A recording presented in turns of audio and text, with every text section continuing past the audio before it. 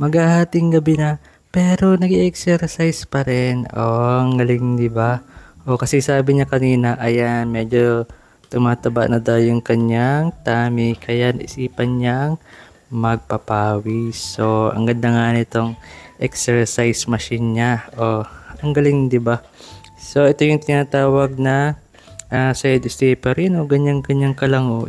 So, ito nga, hindi niya na kailangan magpapawis sa labas. Yan, or kaya magpainit, magbilad sa matinding sikat ng araw para lang pagpawisan. Yan, oh, dito lang sa loob ng bahay, oh. Yan, oh.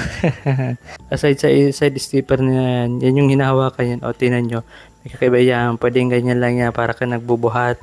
So, yan naman, para naglalakad, oh. O yan, para ka lang nagpapalaki ng muscles. Malapit na magtagaktak ang pawis. Yan, mga magpa 5 minutes na siguro siya dyan, oh.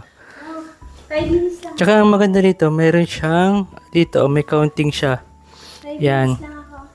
Every step na gagawin mo, yan, makakount dito. So, makikita mo yung steps na ginagawa mo kung ilan na.